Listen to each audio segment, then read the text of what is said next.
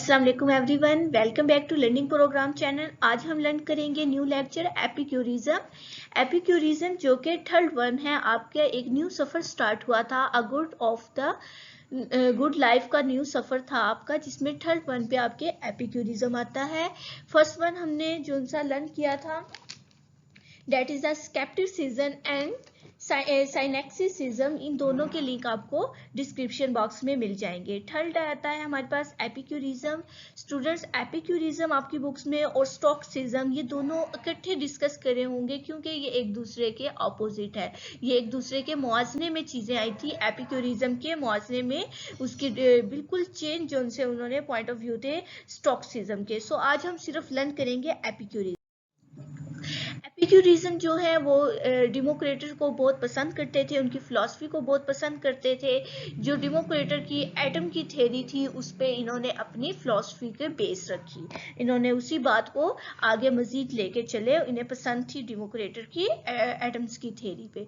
So that इन्होंने कहा कि ह्यूमन जो हैं वो एटम के मिलके बने होते हैं, ये कभी भी लॉस्ट नहीं होंगे, इनके अंदर इतनी एबिलिटी होती है, ये मूव करते हैं फ्रीली। अब अगर आप सिंपली देखें तो एटम जो है वो फ्रीली मूव कर रहे होते हैं। सो डैट एपिक्यूरिज्म में जो एपिक्यूरस था उसने भी यही बात की कि जो ह्यूमन बींग्स हैं इनके अंदर आज़ादी है, इनके अंदर इतनी एबिलिटी है कि ये आज़ादी के साथ घूम फिर सकते हैं लाइक अ एटम। ठीक है, इन्होंने ह्यूमन बींग्स को एटम के से तशबीह दी। इन्होंने फ्री विल की कि इन जो ह्यूमन बींग्स हैं ये फ्री विल है, इनका कॉन्सेप्ट था। ये कहते थे जो इंसान है वो लग्जरियस जिंदगी गुजार सकता है, आराइशी जिंदगी पसंद करता है, वो आज़ाद पसंद होना चाहिए, उसको कोई कैद नहीं होनी चाहिए। अभी मजीद देखते हैं इसके कॉन्सेप्ट्स क्या है। लाइक द डेमोक्रेट्स की तरह एपिक्यूरिज्म जो थे वो मटेरियलिस्टिक थे, मादी जिंदगी पे यकीन रखते थे। कहते थे यूनिवर्स जो सी है ये फिजिकली अगर बनी हुई है तो इंसान के अंदर एक ऐसी सोल है जो इंसान को उस सोल से मिलके बना है, मतलब एक ऐसे मटेरियल से मिलके बना है जो एक आज़ाद ख्याल है। ऐसे मटेरियलिस्टिक इंसान थे। एपिक्यूरिज्म एग्री करते थे डेमोक्रेटिक्स के कि जो हमारी जिंदगी आफ्टर जिंदगी के बाद कोई जिंदगी नहीं है, जो जिंदगी है वो यही जिंदगी है। लाइक एटम, जिस अगर आप देखें वो कहते हैं एटम जो है फ्रीली मूव कर रहे हैं, इंसान भी इसी तरह मूव करना चाहिए, इंसानों को भी फ्रीली। और एटम जिस तरह अगर स्क्रैच हो जाते हैं, मतलब टूट जाते हैं आपस में, तो उसके बाद उनकी डेथ हो जाती है, उसके बाद वो कुछ नहीं रहते। इसी तरह लाइक ह्यूमन बींग्स भी ऐसे ही हैं, जब मर जाएंगे तो कुछ नहीं होगा, जो जिंदगी है यही जिंदगी है, इसी को फ्री विल जिंदगी गुजारनी चाहिए। यही बहुत मैंने आपको बताया, इनकी जिंदगी बहुत ज्यादा आराइश पसंद थी, मतलब ये आगे की सोचते ही नहीं थे कि आफ्टर द डेथ क्या होगी।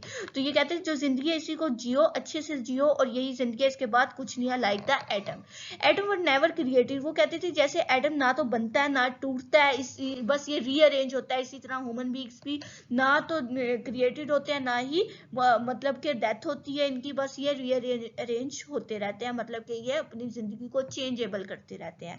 एपिक्यूरिज्म का आपने याद रखना है कि एपिक्यूरिज्म का टोटली जो बेस कर रही है वो एटम की थ्योरी पे, और एटम की थ्योरी जो आज से पहले हमने ग्रीक फिलोसफर में डेमोक्रेटर पढ़ा है, डेमोक्रेटस हमें एटम की थ्योरी देता है, ये उनपे करते हैं। उसके बाद फर्दर आता है एपिक्यूरिज्म का। एपिक्यूरिज्म में वो कहते हैं जो ह्यूमन बींग्स हैं उनका मेजर कंसर्न है कि आपकी जिंदगी क्या है। अगर एपिक्यूरिज्म वालों से पूछता है कोई कि आपकी जिंदगी क्या है, क्या आप डेथ के बारे में तैयार हैं, तो वो कहते हैं डेथ क्या होती है, डेथ कुछ भी नहीं होता, बस एक जिंदगी है और वो गुड है।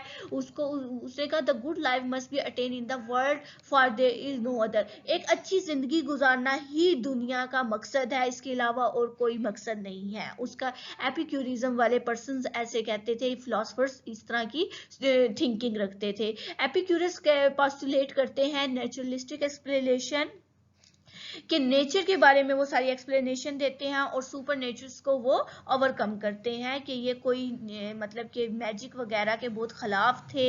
ये एस्ट्रोनॉमी जिसे कहते हैं सितारों का इल्म, या डिविनेशन होता है सिमत की से आपका बताना कि आज आपकी ये जिस आपके स्टार्स होते हैं, आप लोग यकीन करते हैं, कुछ स्टूडेंट कुछ के बिलीव्स होते हैं कि स्टार्स कुछ नहीं होता, और कुछ लोग बिलीव करते हैं मैजिक पे, तो वो इन सब चीज़ों के एंगेज थे। वो सिर्फ नेचुरलिस्टिक पर्सन थे। वो कहते थे जो नेचर में है डेट इज, और बस ये लाइफ ही लाइफ है, और इसके बाद और इसके अलावा दुनिया में कुछ भी नहीं है। एपिक्यूरिस जो से हैं और इसके जो फॉलो थे, बहुत ही सिंपल जिंदगी गुजारते थे, खाना पीना भी बहुत सिंपल रखते थे। अब मैं आपको रीजन बताती हूँ इनके खाना पीना सिंपल होने की वजह क्या थी। इन बिलीव था स्टूडेंट्स हेडोनिज्म पे। हेडोनिज्म होती है प्लेयर सीकिंग। ये कहते थे जिंदगी का मकसद सिर्फ प्लेयर सीकिंग में है। जहां हमें जिंदगी में प्लेयर मिलेगी, डेट इज हमारी, ये हमारी लाइफ है, एपिक्यूरिस वाले पर्सन कहते थे। और ये अवॉइड करते थे पेन से। ये कहते थे दर्द नहीं होना चाहिए, सिर्फ खुशी खुशी जिंदगी में होनी चाहिए। प्लेयर एंड पेन का इनका क्या था कॉन्सेप्ट, ये क्या करते थे, अब मैं आपको एग्जांपल देती हूँ। ये प्लेयर सीकिंग के लिए कोई ज्यादा सारा खाना नहीं खा लेते थे, इस वजह से कि अगर हमने ज्यादा खाना खा लिया तो उस खाने के बाद डाइजेशन में मसला आ जाएगा और उससे हमें पेन होगी। तो पेन से अवॉइड करने के लिए वो थोड़ा खाना और सिंपल खाना खाते थे। वो मतलब कि ऐसी खुशी तलाश करते थे जो लॉन्ग टर्म हैप्पीनेस दे, और वो अवॉइड करते थे उस खुशी से, उस पेन से जो आपको फौरी टाइम पे तो हैप्पीनेस दे दे लेकिन बाद में वो आपको पेन दे। तो इसलिए वो अपनी डाइजेशन को परफेक्टली रखने के लिए वो उनके जो खाना और ड्रिंकिंग थी वो भी एक मुकम्मल स्पेसिफिक क्वांटिटी में होती थी, और क्वालिटी भी अच्छी वो रखते थे ताकि हमें बाद में पेन ना हो। हमने सिर्फ प्लेयर क्या करनी है, सीकिंग करनी है player. Good life for the Epicurus consists of the more of the absence of the pain than the presence of the pleasure. उनकी अच्छी जिंदगी यही होती थी जिसमें पेन ना हो और प्लेयर हो। वो उस जिंदगी को अच्छी जिंदगी मानते थे जिसमें सिर्फ खुशी ही खुशी हो, जिसमें कोई दर्द ना हो। According to Epicurus, highest form of social player was the friendship. वो कहते थे हमें सोसाइटी में से जो प्लेयर मिलती है वो फ्रेंडशिप से। और उनकी बात काफी हद तक मैं एग्री करती हूँ। आपकी फ्रेंडशिप, आपका सोशल सर्कल आपको बहुत प्लेयर देता है, आपको एक न्यू हैप्पीनेस देता है जो आप एक अकेले रह के नहीं ले सकते। So that two must be contract of each other. So that उन्होंने कहा according to Epicurus good life और फ्री। अच्छी जिंदगी वही होती है जो फ्री हो, ठीक है। फ्री विल इनका कॉन्सेप्ट है, आपने याद रखना है। सिंपल हो, सिंपल की रीजन बताई है। सिंपल इसलिए कि बाद में वो डिफिकल्ट, थोड़े टाइम के लिए तो वो हैप्पीनेस देगी, अगर कॉम्प्लेक्स होगी लाइक अ बर्गर पिज्जा वगैरह, और लेकिन लॉन्ग टाइम के लिए वो आपको पेन देगी। सो दैट उन्होंने कहा कि आप जो फूड लें वो सिंपल लें, रेशनल हो आपकी, और मॉडरेट हो। मॉडरेट लेवल मतलब कि ऐसा आपकी खुशी, वो कहता है खुशी एक ऐसी चीज है उसको मॉडरेट लेवल पे लेना चाहिए। अगर हम उसका लेवल ज्यादा कर लेंगे ना प्लेयर सीकिंग का, तो वो एक पेन बन जाती है। इसलिए हमें जो भी प्लेयर लेनी है वो एक मॉडरेट लेवल तक ही लेनी है ताकि वो हमें बाद में पेन ना दे। सो स्टूडेंट्स, अगर आपको इससे रिलेटेड कोई क्वेश्चंस है माइंड में तो आप कर सकते हैं, कमेंट बॉक्स में मुझे ज़रूर कमेंट करें। आपको लेक्चर अगर पसंद आता है तो गुड एंड लाइक कमेंट में ज़रूर कमेंट करें ताकि मुझे आप लोगों के पॉइंट ऑफ व्यूज मिल सकें। और अगर आप इस चैनल पे न्यू हैं तो इस चैनल को ज़रूर सब्सक्राइब करें अगर न्यू आने वाली, ताकि आप लोगों के पास वीडियोस जल्दी पहुंच सके और आप उनको जल्दी से लर्न कर सकें।